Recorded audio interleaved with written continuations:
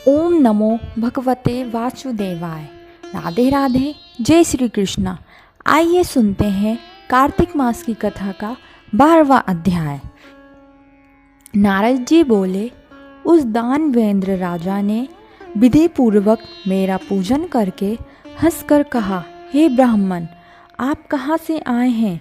कहीं कोई अच्छी वस्तु देखी है जिसलिए आप आए हो? आज्ञा करिए। नारद जी बोले, हे दैत्येंद्र, मैंने एक समय कैलाश पर्वत पर जाकर वहाँ पार्वती के साथ बैठे हुए शिव जी को देखा। 10,000 योजन चौड़ा वह कैलाश पर्वत है। वहाँ अनेकों कल्प वृक्ष और कामधेनु हैं और चिंतामणियों से वह भूमि प्रकाशित है। उसे देखकर मुझे आश्चर्य हुआ कि तीनों लोकों में इनके समान रिद्धि कहीं है ही नहीं। हे दैत्येंद्र, जब तुम्हारी रिद्धि की मुझे याद आई तो उसके देखने के लिए मैं यहाँ आया हूँ। तुम्हारी रिद्धि को देखकर ऐसा लगता है कि त्रिलोकी में तुम्हारे समान भाग्यशाली कोई नहीं है। फिर भी स्त्री रत्न के बिना तुम्हारी उस सिद्धि को देखकर विचार करता हूँ कि महादेव जी के समान सुखी कोई त्रिलोकी में नहीं है। अप्सरा, नाग कन्या आदि यद्यपि आपके यहाँ हैं, तो भी पार्वती सी सुंदर नहीं है। जिसकी सुंदरता रूपी समुद्र में डूबकर ब्रह्मा तक ने अपने वीर को छोड़ दिया।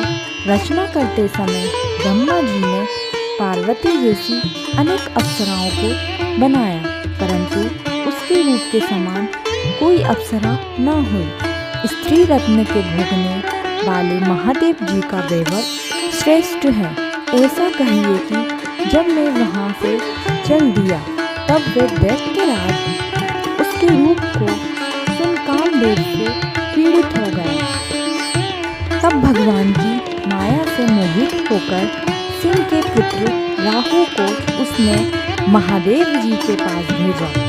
उज्ज्वल चंद्रमा के समान कैलाश को क्षीण चंद्रमा की तरह अपने काले रंग से रंग कर वह राहु वहाँ गया। नंदी से निवेदन करने के बाद वह राहु महादेव जी के पास पहुँचा और बोला, हे ब्रजध्वज, त्रिलोकी के स्वामी रत्नेश्वर, जलंधर की आज्ञा सुनो। शमशान निवासी हाड़ों की माला पहने हैं दिगंबर तुमको हिमालय की बेटी ऐसी सुंदर स्त्री किस कारण से मिली है?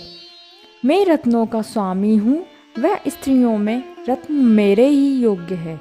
तुम जैसे भिखारी के योग्य नहीं है। नारद जी बोले, राहु के ऐसा कहते ही महादेव जी की भ्रकुटी से भयंकर जैसा एक पुरुष पैदा हुआ। सिंह के समान जिसका मुख है, लहलहाती जीभ है, नेत्रों में ज्वाला है, ऊपर को केस हैं, सूखा शरीर है, ऐसे वह दूसरा नरसिंह लगता था। जब वह राहु को पकड़ के खाने लगा तब वे शिवजी ने इसका निषेध किया कि वे मारने योग्य नहीं है, ये दूत है और पराधीन है, छोड़ दो। ये वचन सुनकर राहु को आकाश में छोड़ दिया। फिर महादेव जी की उस पुरुष ने प्रार्थना की। पुरुष बोला, मुझको बहुत भूख लगी है, हे देव, मैं क्या खाऊं? शिव जी बोले, तू अपने हाथ पैर का मांस खा ले।